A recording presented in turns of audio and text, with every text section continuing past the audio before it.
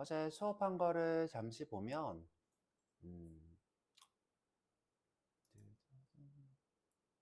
자, 레슨 02, 레슨 01, 레슨 02 이렇게 있고였죠. 블록 요소와 인라인 요소에 대해서 수업을 하고 이제 끝을 냈어요. 자, 블록 요소라는 것은 약속된 태그가 있는 거죠. 우리가 태그가 요소예요. 태그 이꼴 요소. 자, 그래서 이제 또 멈추네. 어쩔 수 없지. div라는 블록 요소가 있다 그랬고요. div. 그 다음에 h2라는 블록 요소. h1부터 h6까지. 헤드라인 태그라고 했습니다. 그리고 이제 p 태그라는 요소가 있다 그랬고, 목록 요소인 ul, ol 이렇게 있고, li 태그 이렇게 해봤고요. 인라인 요소라는 거는 말 그대로 인라인은 텍스트라 그래서 한 줄 쭉 있는 것. 텍스트 자체가 인라인이고요. 자, 거기에 이제 한 줄 안에 들어갈 수 있는 요소를 우리가 인라인 요소라고 부른다 그랬어요. 인라인인데 요소로 작성되는 것을 인라인 요소 이렇게 불렀어요. 라인 안에 들어가는 것. 요 말이 좀 어렵다 그러면 한 줄에 포함되는 요소 이렇게 쓰시면 돼요. 이 말이 좀 어려우시면 여기 적혀 있네요. 인라인인데 요소로 작성되는 것. 한 줄로 표현되는, 한 줄 안에 포함되는 요소 이렇게 쓰면 되겠죠. 그렇죠? 가라고.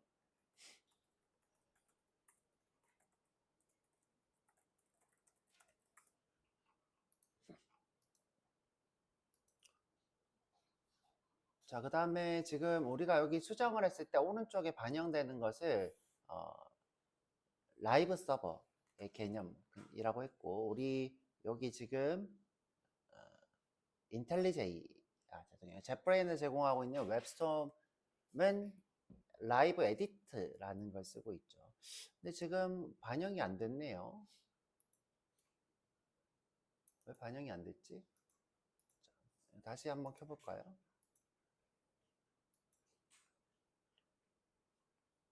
자, 지금 반영이 안 되는데 제가 다시 한번 띄어쓰기로 반영해 볼게요. 아, 되는구나. 새로 고친 뭔가 문제가 있었던 것 같아요. 그래서 이제 인라인 요소에는 일반적인 텍스트 요소니까 자, 이런 건 그냥 인라인이고 요소는 스트롱, em, 그다음에 뭐 b 태그가 스트롱이랑 똑같은데 스트롱은 뭔가 좀 다르다 그랬어요. 그건 나중에 얘기해 드릴 거고. 버튼 이런 게 있었고요. 그다음에 인풋 요소인 체크 박스도 있었고 라디오 버튼도 이렇게 있었어요. 체크 박스는 여러 개를 선택할 수 있고 라디오는 하나만 선택할 수 있어서 지금 하나밖에 없기 때문에 이렇게 다른 거 취소를 못해. 선택을 취소를 못하고 체크 박스는 선택했다가 취소하고 이런 게 가능하죠. 복수 선택하는 요소가 체크 박스, 하나만 선택하는 거를 라디오 이렇게 부릅니다. 자, 그래서 우리 어제 여기까지 했었는데 PPT로 좀 돌아가서 자, 다시 조금 볼게요. PPT가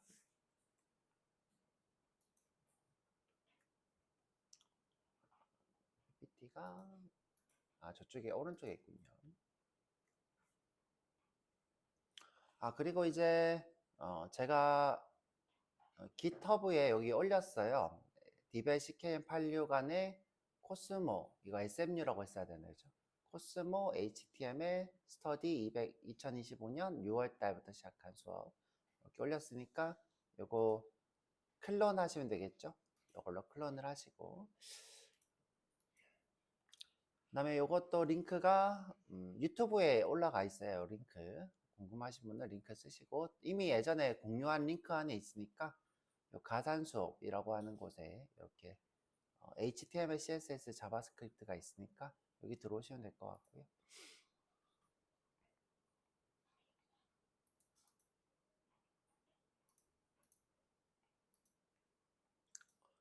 자, 저희가 어제 PPT로 본 곳이 자, 여기까지였던 것 같아요.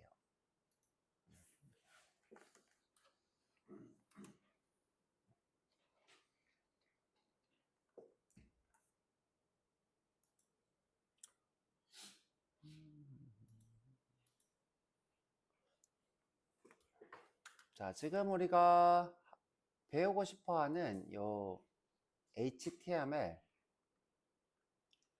CSS, 자바스크립트 여기까지고, 지금 현재 우리가 배우고 있는 요 HTML이라고 하는 문서 작성법을 배우고 있는데, 자, 문서 작성법. 자, 이 친구는 어디서 동작하는 거냐면 웹브라우저에서 동작을 해요. 자, 이 친구들 다 웹브라우저고요. 자, 이 친구 두 개는 OS에서 강제로 설치하고 있는 브라우저가 되겠고요. OS라고 하면 이건 윈도우가 될 거고, 그다음에 이거는 OS X인 애플에서 제공하는 맥 OS에서 제공하는 브라우저가 되죠. 이렇게 두 개. 자, 이건 파이어폭스라고 하는 개발자가 좀 많이 사용하는 브라우저가 될 거고요. 자, 이 친구는 구글에서 만든 브라우저가 됩니다. 자, 이 구글에서 V8 엔진이라는 것을 만들면서 이 브라우저들이 웹 표준이라는 것을 맞추게 돼요. 그거는 이제 나중에 우리가 자바스크립트 배우면서 얘기를 해볼 건데, 현재는 이 브라우저들이 다 비슷비슷하게 동작하고 있고, 자, 이 브라우저들이 다 비슷비슷하게 동작하고 있고, 예전에는 각자 도생으로 좀 다르게 동작을 했어요. 많이. 자, 그래서 우리가, 자, 여기 이 친구가 엣지가 나오기 전에 익스플로어라는 친구가 있었는데, 익스플로어, 그죠? 자, 이 친구 문법이랑 이 친구 문법들이 많이 달랐어요. 서로 각자가. 특히 익스플로어가 제일 많이 달랐고요. 자, 그래서 이제 윈도우가 익스플로어를 포기를 했죠. 익스플로어 포기를 하고 엣지라고 하는, 지금 현재 엣지가 이게 맞나요? 왜 이렇게 멈추지?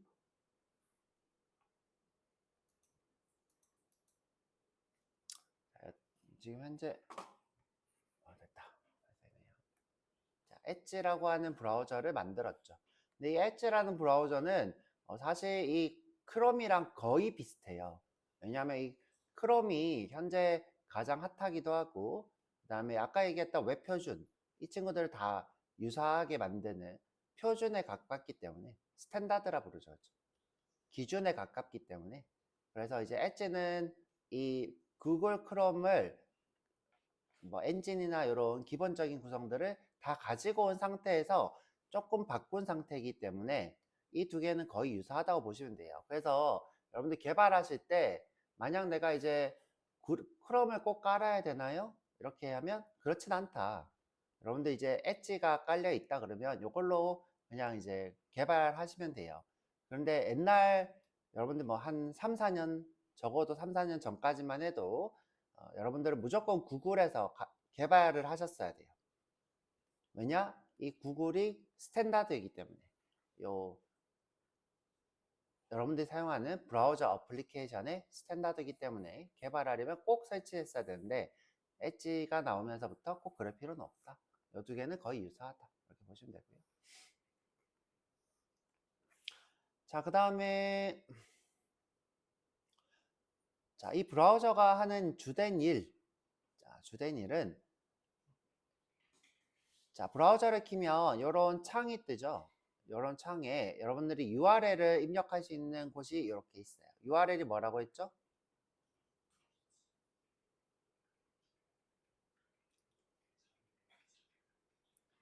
리소스의 주소가 되죠.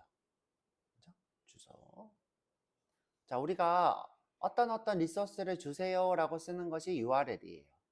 그죠? 네이버 카페에 범준씨 블로그, 뭐 범준씨 카페를 가고 싶어 그러면 범준씨 카페 주소인 URL이 발급이 되죠. 그 URL로 우리가 범준씨 카페를 들어갈 수 있죠. 우리가 지영씨 블로그가 있다 그러면 지영씨 블로그 URL이 발급이 되고 그 URL로 접근을 하게 되는 거죠. 그래서 그것이 뭐다? 여러분들이 만든 또는 다른 사람들이 만든 리소스의 주소가 URL이 됩니다.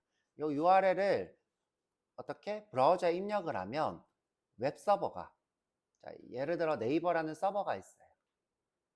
네이버에서 만든 웹서버가 여기 문서를 저장하고 있다가 여기 범준씨 블로그다, 범준씨 카페다. 그럼 범준씨 카페 URL을 입력을 하면 범준씨 카페를 원하네 하고 찾아서 전달하면, 자, 이것을 받아서 화면에 이쁘게, 자, 이쁘게 범준씨가 이렇게 밥을 먹고 있는 그림을 이렇게 그리거나, 자, 범준씨가 글을 쓴 내역들을 보여주는 이런 일들을 하는 것이 브라우저가 하는 일이에요.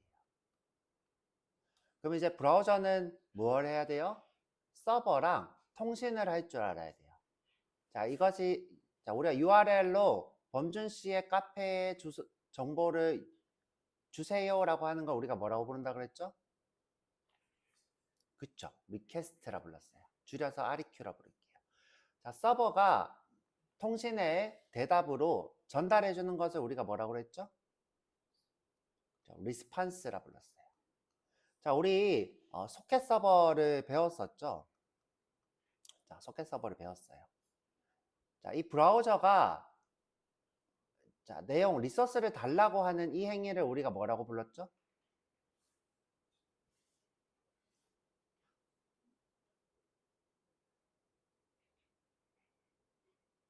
자, 이런 거를 요청하는 행위를 배워본 적은 없어요.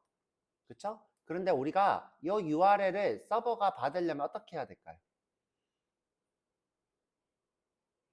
아웃을 해야 되겠죠. 아웃. 그쵸? 아웃풋 스트림을 써서 아웃을 해야 되겠죠.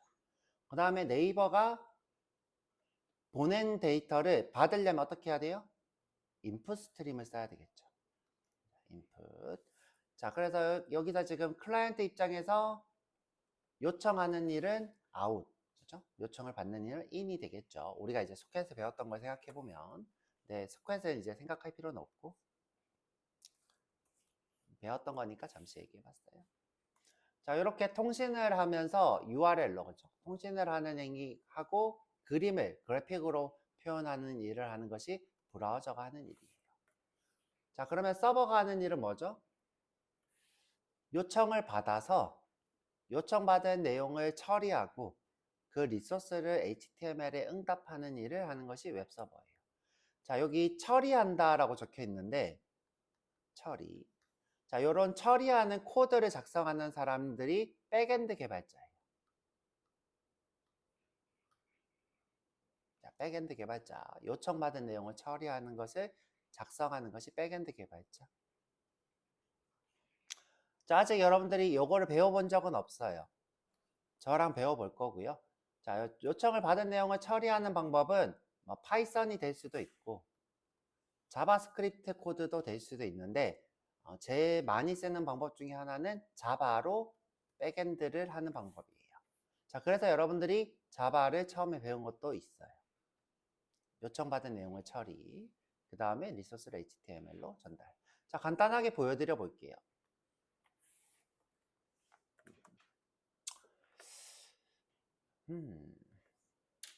자, 요거를 제가 피그마로 쓸게요. 자, 제가 HTML, CSS, JS 피그마를 새로 팠어요.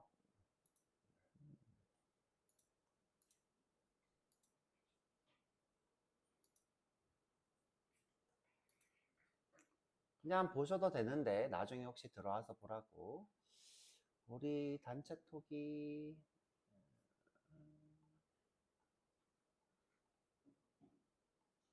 단체톡이 왜 안 보이죠?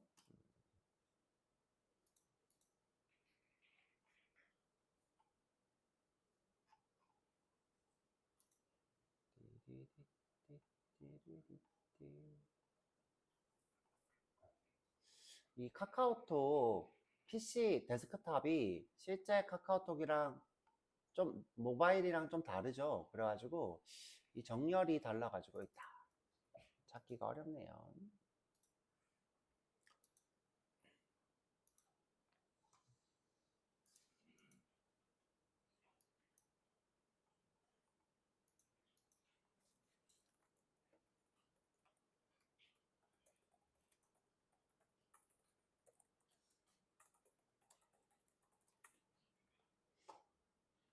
자, 우리 첫 피그마, 그렇죠? 자바는 이제 끝났고요. 많이 배웠다 하죠.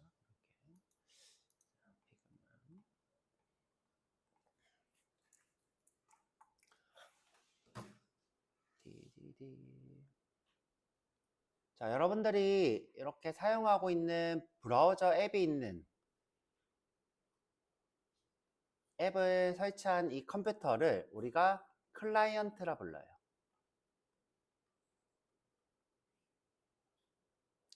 자, 영어로 클라이언트라 하겠죠. 자, 클라이언트를 우리가 이제 한국말로 번역을 하면 소비하는 사람을 얘기해요. 소비자. 소비자는 뭐라는 거예요?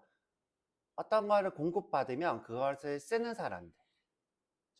내가 어떤 걸 공급받으면 그걸 쓰는 사람들을 우리가 소비자 또는 클라이언트라고 불러요. 한국말로 이제 소비자라고 하진 않죠. 자, 이 친구는 이제 인터넷이 연결이 이렇게 돼 있겠죠. 인터넷이 연결돼서 다른 곳들과 이렇게 이렇게 연결된 게 아니라 이렇게 연결돼 있겠죠. 자, 이렇게 연결이 되어서 모든 것과 이렇게 통신을 할 수 있죠. 이것이 인터넷. 자, 이 인터넷 서비스 안에 브라우저 앱에서 할 수 있는 서비스인 웹 서비스가 있는 거죠. 웹 서비스.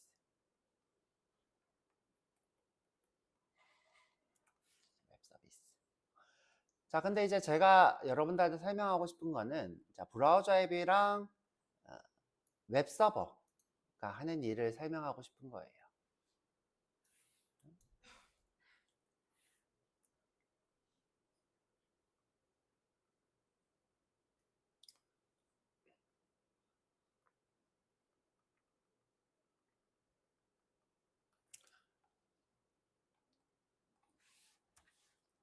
자, 우리 다희 씨가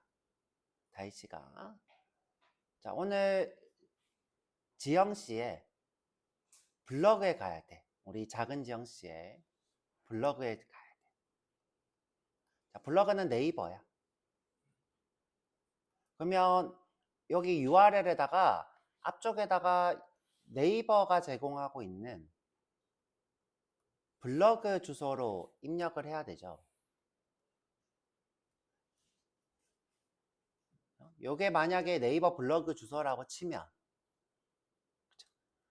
자, 요거는 이제 웹서버는 지금 어떤 거 해야지 들어갈 수 있어요? 네이버의 블로그 주소의 서버를 주소로 가지고 있어야 되겠죠.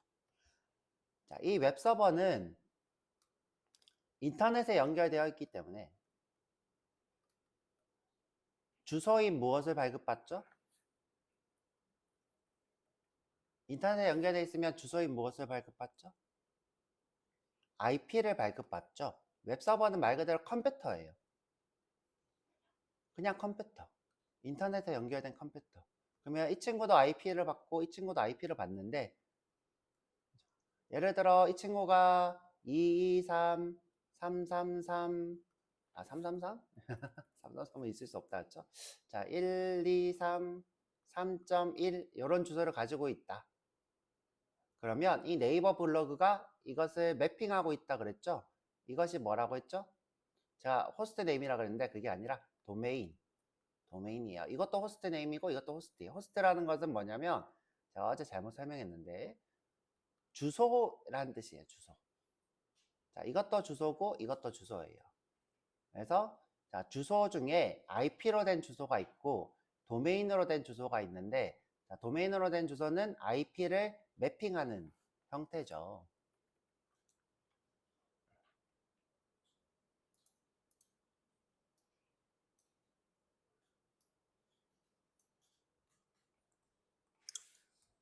자, 그래서 이런 주소가 있고 자, 웹서버는 프로그램이에요. 얘는 프로그램. 자, 자바로 만들었으면 자바 프로그램이겠죠.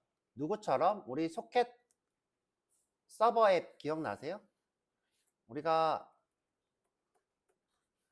자바에서 서버 소켓 만들 때 이렇게 했죠. 서버 뉴 서버 소켓. 뉴 서버 소켓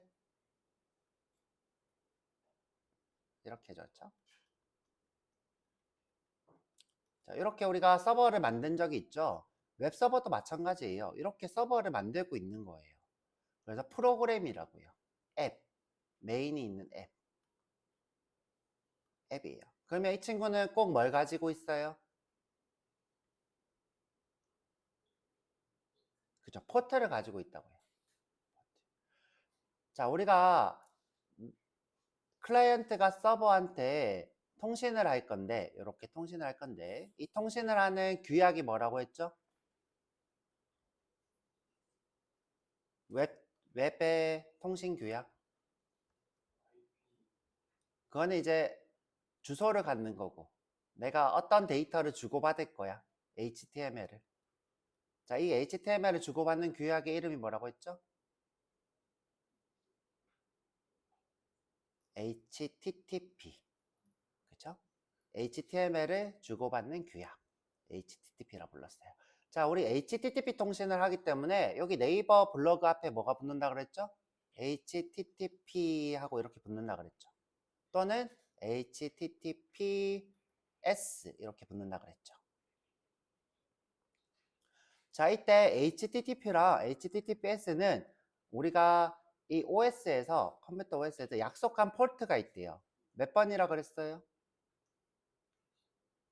그죠. 80번이 HTTP. 그 다음에 요 S는 보안이 강화된 HTTP 통신이라고 그랬어요. 만약에 HTTPS면 몇 번이에요? 그렇죠. 443번. 이렇게. 외울 필요는 없어요. 자, 이렇게 약속이 되어 있는 폴트가 있어요. 그러면 이제 네이버 블로그는 보안이 강화되어 있는 443번이 되어 있겠죠. 이렇게.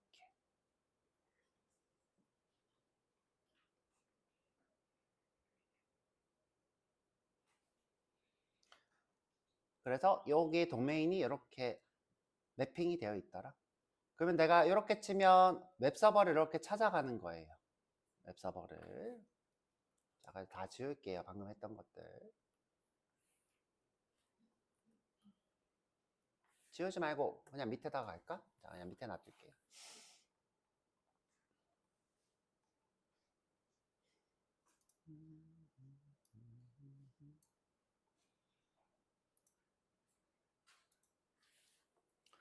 자, 다시. 자, 우리가 클라이언트가 웹서버에 찾아가는 방법을 이제 알았어요. 자, 이렇게 찾아가는 방법. 주소를 입력하면 되죠. 주소를 입력하면, 자, 여기 서버에 찾아가요. 자, 근데 찾아가기만 하는 게 목적이 아니죠. 우리가 최종적으로 목적하는 건 뭐예요? 목적으로 하는 거. 그쵸. 리소스를 불러오는 거예요. 자, 그래서, 자, 예를 들어 네이버 점 블로그라 하고, 이 뒤쪽에 뭐라고 써요? 지형 블로그. 지형의 블로그. 블로그인데 블로그라고 했네요. 쵸? 자, 그러면 요게 어떻게 돼요? 패스가 돼요. 경로. 이 서버 안에 지형의 블로그가 있는지 찾아봐요.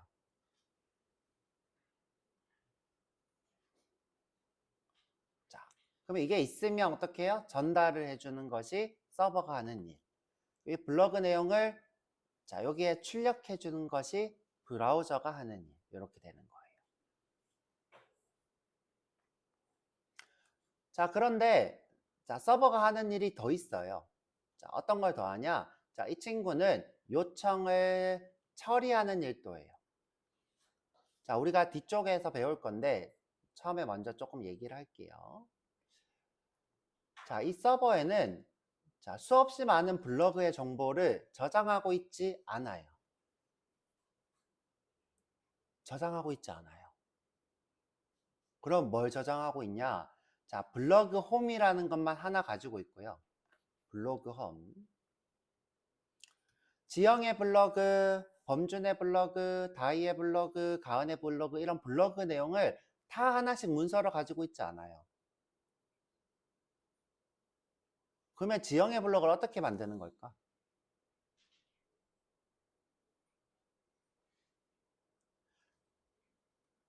자, 이 서버는 데이터베이스라는 것과 연동을 하고 있어요. 자, 데이터베이스.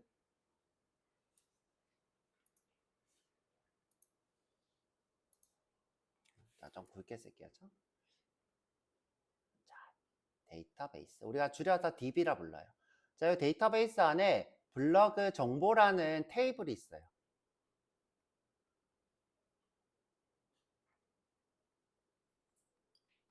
자, 여기 안에 지형 블로그 정보가 있어요. 그러면 이 서버는 DB랑 이렇게 통신을 해서 지형 블로그 정보를 가져와서 이 지형 블로그 정보를 블로그 홈에다가 출력을 해서 이 홈에 출력된 지형 블로그 내용을 이렇게 응답하는 일을 해요. 자, 이때 DB랑 통신을 하고 지형 블로그를 가져와서 지형 블로그를 이렇게 가져와서 블로그 홈에다가 출력하는 이 행위를 백엔드라 불러요. 자, 그리고 이 블로그 홈의 내용을 HTML로 이쁘게 만드는 사람을 프론트엔드라 불러요.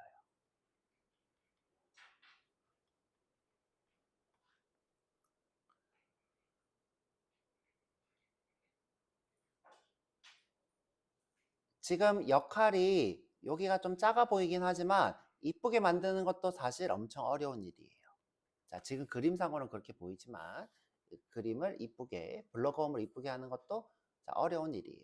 자, 이때 이 블로그홈을 이쁘게 만드는 도구가 HTML, CSS, JS가 돼요. 자, 그 다음에 데이터베이스에 통신을 해서 자, 여기에 가져오는 이것은 자바로 해요. 또는 내가 파이썬 이 서버가 자바 서버면 자바로 하고 파이썬 서버면 파이썬으로 하고 JS 서버면 JS로 해요. 자, 근데 우리는 자바로 된 서버를 배워볼 거예요. 자, 우리는 자바로 된 서버를. 그래서 자바로 데이터베이스랑 통신을 해서 우리 소켓 통신하듯이 통신해서 자, 지형의 정보를 가져오는 코드를 작성을 해서 그거를 화면에 출력해서 자, 블로그 HTML에 이쁘게 꾸며진 곳에다가 지형 내용을 이렇게 만들어서 응답할 수 있도록 구성하는 일을 배워볼 거예요. 이게 백엔드예요. 자, 우리가 이 백엔드를 배우기 위해서 여기 HTML, CSS, JS 작성법을 배우는 거예요. 물론 여러분들이 프론트엔드 개발자가 될 수도 있고 백엔드 개발자가 될 수도 있으니까 둘 다 자세하게 다룰 거예요. 또는 우리가 이 두 개를 다 하는 사람을 풀스택 개발자라 불러요. 저 같은 사람을 이 두 개를 다 하는 사람이다. 풀스택 개발이라 부르죠. 자, 이렇게 그림으로 설명을 했고 자, 여러분들은 아직까지는 여기까지만 알면 되었죠. 자, 클라이언트가 서버한테 요청하면 응답한다. 그런데 이제 조금 더 발전하면 요청한 것을 처리하는 과정을 배우게 될 거예요. 자, 그래서 자, 다시 PPT로 돌아가면 자, 머릿속으로 그림이 그려져야 돼요. 클라이언트의 요청을 받아서 내용을 처리한다. 그렇죠? 그럼 머릿속으로 어떤 게 포함이 되는 거예요? 자, 클라이언트가 요청을 하면 서버가 데이터베이스한테 내용 주세요 해서 받아와서 그걸 처리를 해서 응답하는 이런 모습으로 그려야 돼요. 이게 클라이언트고 이게 서버고 웹서버라 불러요. 자, 이 DB도 서버예요. 그래서 DB 서버. 그래서 클라이언트가 웹서버한테 요청하면 DB 서버한테 데이터를 요청받아서 그거를 화면에 출력해서 응답하는 이런 구조를 가지고 있어요. 웹서버가 하는 주된 일이에요. 자, 요청받은 내용을 이렇게 처리해서 주는 서버도 있고요. 또는 어떤 서버는 자, 처리 안 하고 그냥 요청하면 바로 전달하는 서버도 있어요. 자, 이런 경우는 이 친구는 그냥 단순히 HTML로 되어 있고요. 자, 여기는 자바로 코드가 되어 있어요. 자바로 HTML을 만들어서 응답하는 구조로 되어 있어요. 자, 이렇게 HTML만 정답하는 서버를 우리가 웹서버라 부르고요. 그 다음에 자바로 데이터베이스를 실행해서 그것을 가져와서 출력하는 서버를 우리가 웹앱 서버라 불러요. 그냥 서버가 아니라 웹앱 서버. 자, 근데 지금 방금 한 내용들은 어차피 나중에 또 할 얘기예요. 그냥 선행으로 조금 배웠다. 이렇게만 이해하시면 될 것 같고요. 자, 넘어가 보도록 할게요.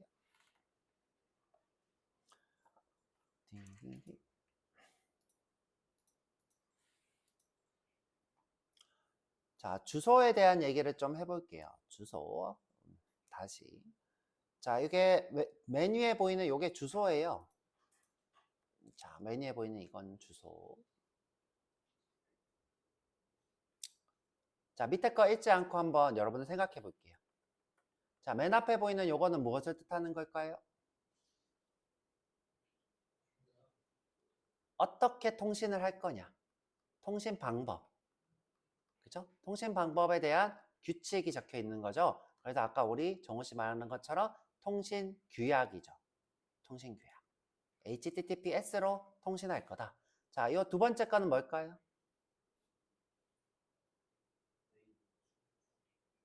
서버, 통신을 할 서버 주소가 되죠. 서버 프로그램 주소. 그죠? 그 주소가 실제로는 이렇게 생겼는데, 그죠? 이걸로 매핑하고 있어요. 이걸 뭐라고 불러요? 도메인 시스템이라 부르죠. 도메인 시스템. 위에 보이는 이거는 인터넷이 제공하는 IP 주소, 고유 번호. 이거는 프로그램의 번호. 그죠? 운영체제가 서비스, 프로그램을 식별하기 위해서 지정한 번호. 444. 그죠? 자, 그 다음에 이 뒤쪽에 있는 이 친구들이 다 뭐라고 했죠? 서버에 있는 리소스의 위치라 해서 이것을 경로인 그냥 패스라고 불러요. 그죠? 리소스의 실제 경로가 되겠죠. 패스. 자, 근데 이 패스를 이 물음표로 나눌 수 있대요. 자, 물음표로. 자, 물음표로 나눌 수 있대요. 자, 패스인데 물음표 다음 것을 우리가 파라미터라 불러요. 또는 쿼리 스트링이라고 불러요.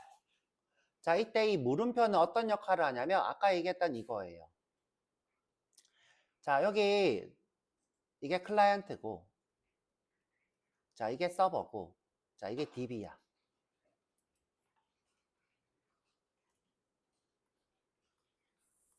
그러면 자, 서버에는 지금 현재 북이니까 책 정보를 출력하는 페이지가 있어. 책 정보를 출력하는 페이지. 자, 그게 뭐냐면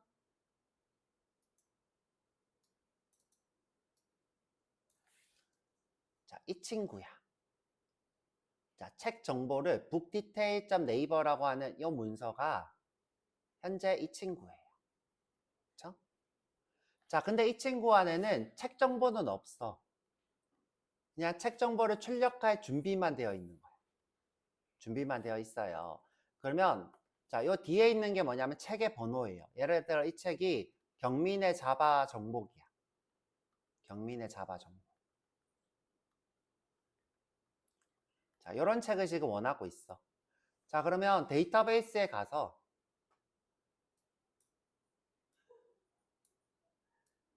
자, 여러분들이 배워볼 거. 자, 데이터베이스한테 물어보는 게 요 물음표 다음이에요. 자, 데이터베이스한테 자, 경민의 자바 정복이 있어? 라고 물어봐요. 그러면 이 내용을 가져와서 출력을 해요. 이때 내용을 가져오는 요 부분이 파라미터가 하는 일이에요. 그래서 물음표가 있으면 자, 이 서버는 웹앱 서버일까요? 서버일까요? 웹 서버일까요? 자, 물음표가 있다, 주소에. 그러면 이거는 웹 서버일까요? 웹앱 서버일까요?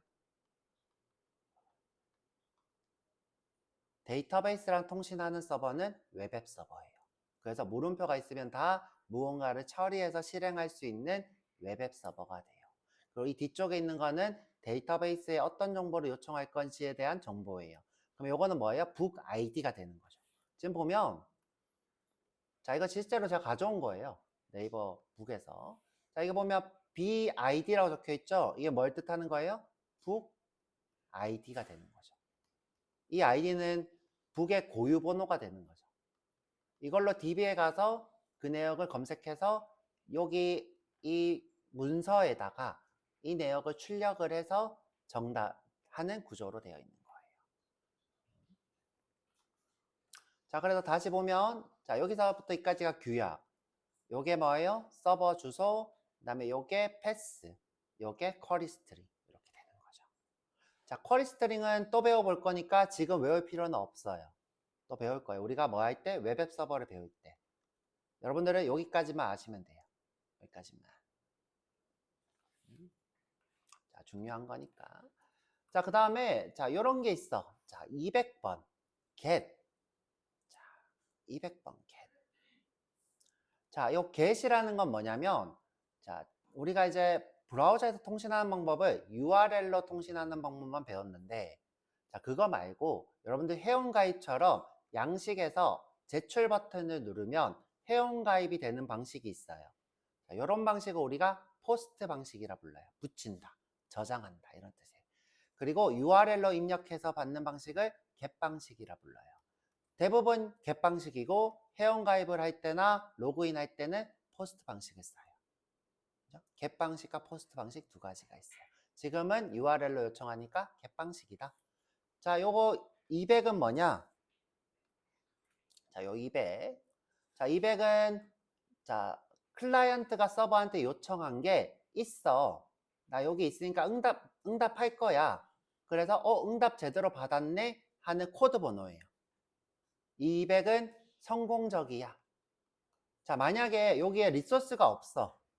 그러면 이 서버가 몇 번을 반환할까요? 여러분들 많이 봐. 그쵸? 자, 서버가 야, 나 없어. 404.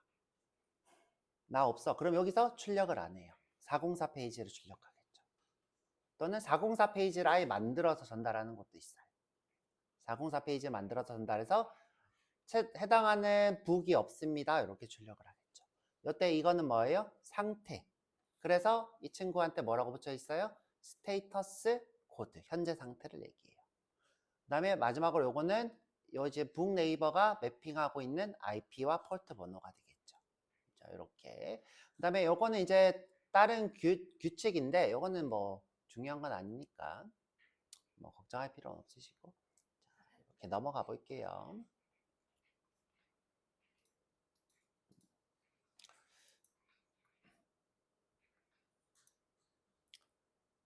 자, HTML에 대해서 다시 한번 볼게요. HTML은 이렇게 태그로 되어 있는 것을 우리가 HTML이라 불러요.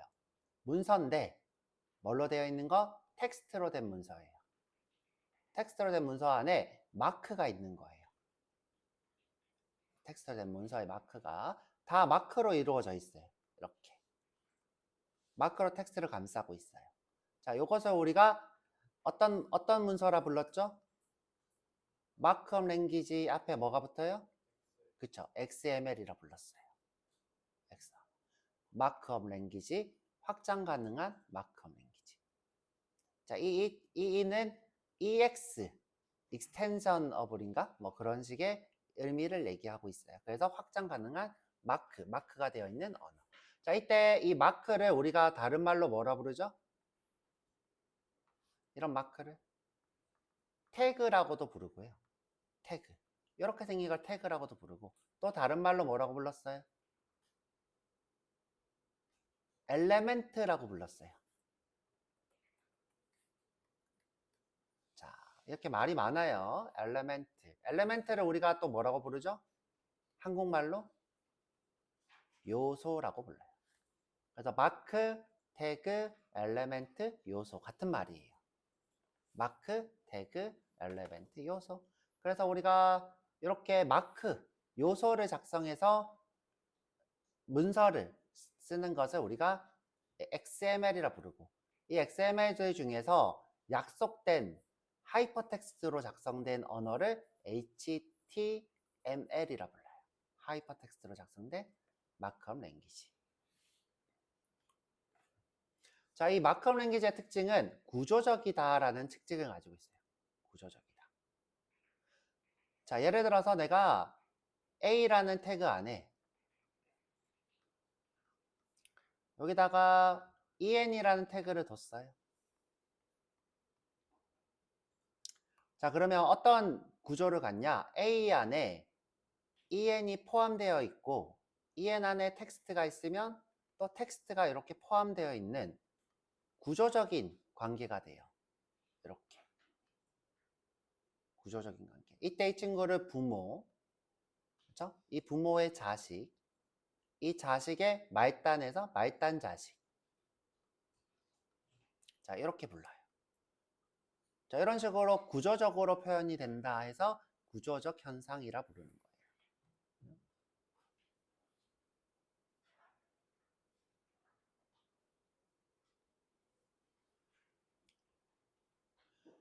자, 이 하이퍼텍스트가 또 특징이 있는데, 자, 우리가 문서에서 이렇게 링크를 입력하면 자동으로 주소가 바뀌면서 다른 문서로 이렇게 넘어가요.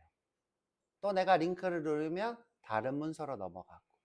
자, 이렇게 계속 링크를 타고 다른 문서로 이동하도록 구성되어 있는 이 HTML을 우리가 비순차적 접근 방식이라 불러요. 자, 순서가 없이 내가 누르면 이동하고 누르면 이동하고.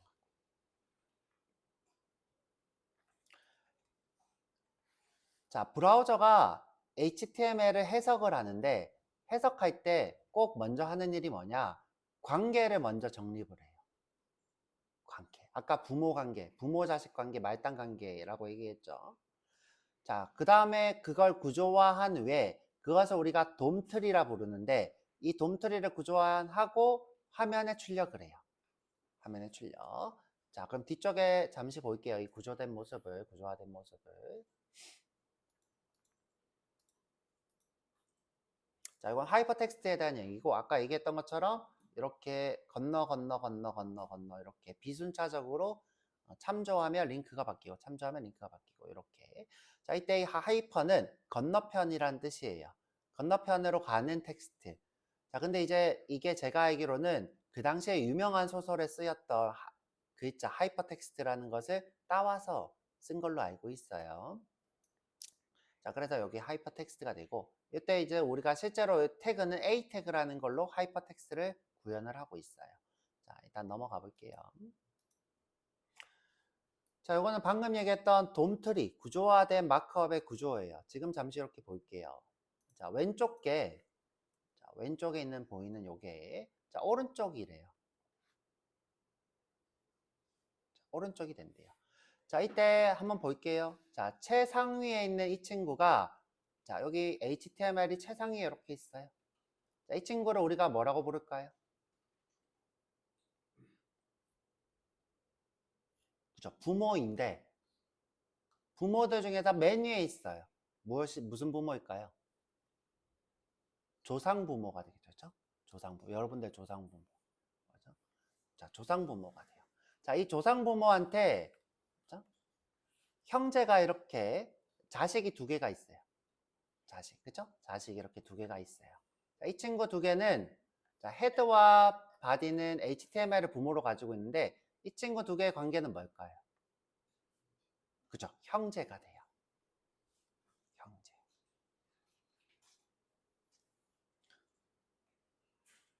자, 헤드 안에 또 메타가 있고 링크가 있죠? 메타가 있고 링크가 있어요. 그때 메타와 링크는 형제가 되겠죠. 형제가. 자, 그 다음에 바디 안에 또 p 태그가 이렇게 있고 div가 있어요. 자, p 태그와 div는 뭐가 되겠어요? 형제가 되고 부모 관계가 되겠죠. 이렇게. 자, p 태그 안에 또 다시 hello라는 텍스트가 있고 student라는 텍스트가 있고 그 안에 스팬이 있고 또 다시 텍스트가 있어요. 자, 이때 이 hello, student, web performance 이 친구들을 또는 이미지 이 친구들을 우리가 뭐라고 부를까요? 자식인데 무슨 자식? 말단에 있는 자식이라 불러요. 말단에 있는 자식. 자, 이렇게 구조화를 해서 화면에 출력한대요. 화면에 출력. 자, 화면에 출력할 때, 자, 화면에 이렇게 출력을 할 거예요. 자, 제가 이제 이걸 출력하는 걸 렌더링이라 불러요. 렌더링 엔진이라고 생각해 볼게요. 자, 렌더링 엔진이에요. 자, 내 스스로가 렌더링 엔진이에요. 자, 지금 현재 이 친구는 제가 뭐라고 했죠? 헤더 정보를 제가 어제 뭐라고 불렀을까요? 헤드에 이렇게 써져 있는 거. 그죠? 설정과 관련돼 있는 거라 그랬어요. 설정. 자, 그러면 이 친구는 출력과 직접적인 연관이 있어요? 없어요? 없어요. 그죠? 출력과 연관이 없어요. 물론 여기에서 이제 우리가 다운로드 같은 것들이 있으면 좀 고민해 볼 문제가 있는데 지금 당장은 그런 건 없어요. 자, 그럼 넘어가 볼게요. 자, 그 다음에 그러면 바디가 출력과 관계가 돼 있어요. 자, 그럼 이 친구를 출력을 해야 되겠죠? 자, 출력을 할 건데 태그에는 어떤 요소로 나뉜다 그랬어요? 두 가지? 그쵸? 블럭과 인라인 요소가 있다 그랬어요. 자, 그러면 렌더링 엔진은 인라인 요소를 먼저 출력할까요? 블럭 요소를 먼저 출력할까요? 그죠? 블럭을 먼저 출력해요. 심지어 블럭은 부모가 될 가능성이 높죠. 자, 지금 이렇게 봤더니 자, p 태그가 있네. p 태그를 출력을 이렇게 해요. 자, 출력하면서 자, 이 안에 있는 것들을 먼저 출력을 이렇게 해요. 자, 라인이니까 이렇게 오른쪽을 출력하겠죠. 헬로 웹 퍼포먼스 스튜던트 이렇게 하고 또 자, 여기 쭉 출력하고 봤더니 또 블럭이 있네요. 자, 블럭이니까 한 칸을 쫙 출력해. 이게 div예요. 여기 p 태그고. 자, 이 안에 이미지가 있네. 이미지를 이렇게 출력을 해요. 그래서 렌더링은 이 구조를 보고 아, 블럭이네 하고 한 칸을 꽉 채우고 그 안에 있는 인라인을 출력을 하고 블럭이네 하고 꽉 채우고 그 안에 이미지를 출력하고 이런 식으로 렌더링이 이루어져요. 자, 이런 식으로. 자, 제가 어제 블럭이 한 칸을 꽉 채우는 이유가 뭐라고 했을까요? 블럭이 이렇게 한 칸을 꽉 채우는 이유. 자, 블럭이라고 하면 이렇게 한 칸을 꽉 채워요. 그러면 계속 내려가겠죠? 자, 이런 식으로 만드는 이유가 뭐라고 했죠? 그쵸. 브라우저는 기본적으로 컨텐츠를 스크롤이라는 유저 인터페이스로 자, 이렇게 스크롤을 하면 어떻게 돼요? 이 친구가 쭉 올라오죠. 이 내용이 컨텐츠가 쭉 올라가고 이 친구도 쭉 올라가서 화면이 여기로 내려가겠죠. 자, 이런 식으로 우리가 유저 인터페이스를 제공하기 때문에 기본적으로 블럭으로 구성을 해요. 뭐를? 여기 보이는 디자인을, 화면 디자인을 블럭으로 하더라.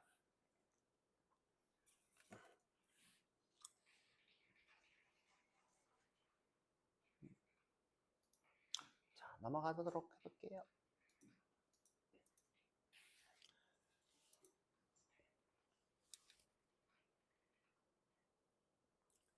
자, 어제 제가 이제 자세하게 얘기 안 하고 넘어갔는데 여러분들 HTML 작성할 때는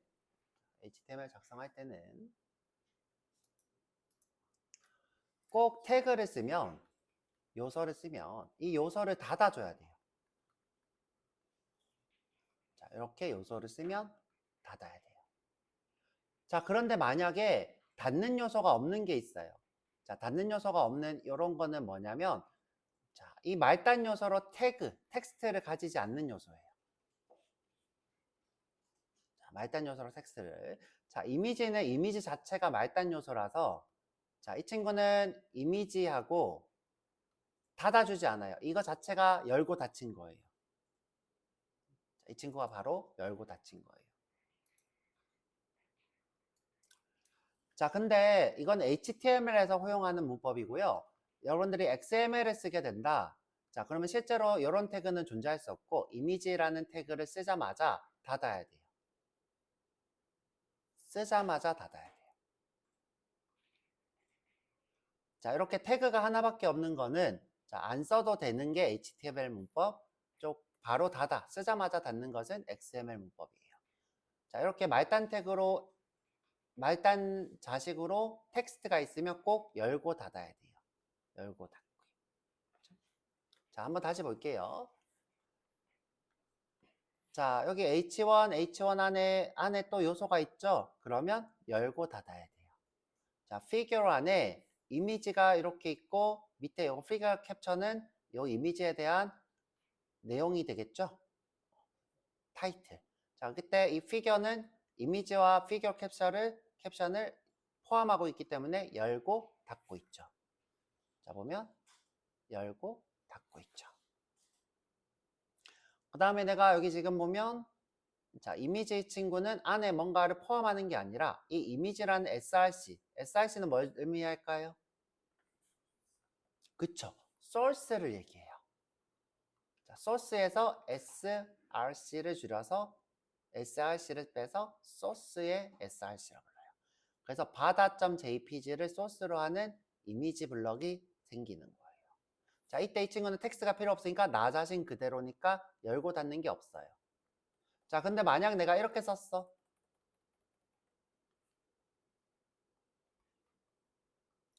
자, 이렇게 써도 될까요? 안 될까요? 써도 크게 문제는 없어요.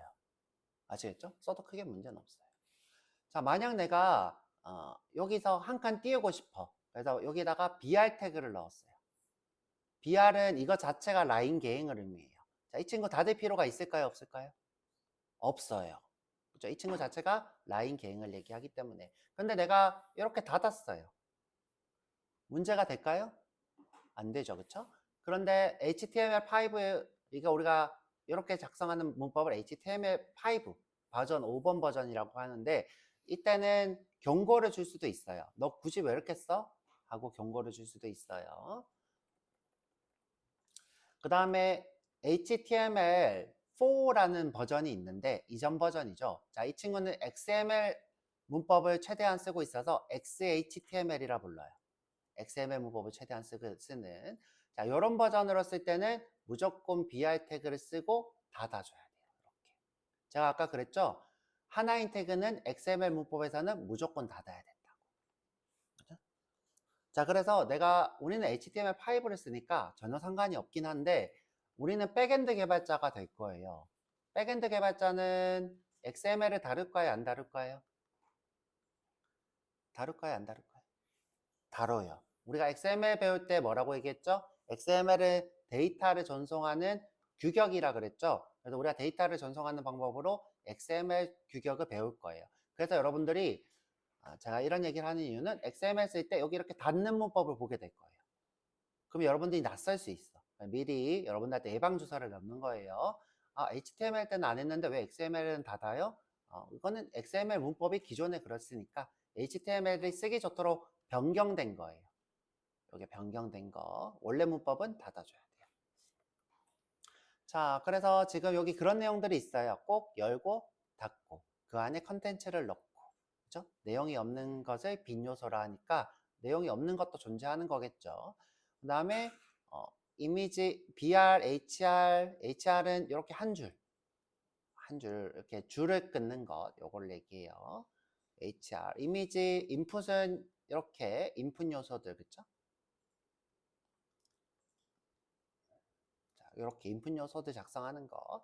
자, 이 친구들 또는 링크라고 하는 친구가 있어요. 또는 메타 이런 것들은 안에 말단 요소가 없기 때문에 종료 태그를 쓸 필요가 없다. 자, 그 다음에 요소는 다른 요소를 포함할 수 있는데 자, 이미지는 포함할 수 있을까요? 없을까요? 없겠죠? BR도 없죠. 모든 요소가 포함하는 게 아니라 요소들 중에 특정 요소들은 다른 요소를 포함할 수 있죠. H1은 텍스트 요소를 포함할 수 있죠. 이 안에 스트롱도 포함이 되고 en도 포함이 되고 다른 요소를 포함할 수 있어요. 여기도 마찬가지로. 피규어 안에 이미지도 포함하고 있고 피규어 캡처도 포함하고 있죠. 이런 내용을 얘기하고 있는 거예요. 자, 그래서 우리 복습이랑 또 새로운 거 배웠고요. 쉬었다 와서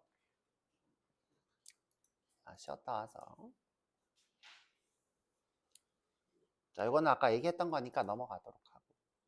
자, 이것도 문서 생성법은 우리가 이제 낙타 표기법이나 언더스코어 문법을 써도 된다. 요거 상관없고. 주석도 이제 배웠으니까 넘어가고. 자, 요거 속성에 대해서 배워볼 거예요. 속성. 자, 속성. 쉬는 시간은 11시까지 쉴게요. 좀 길게.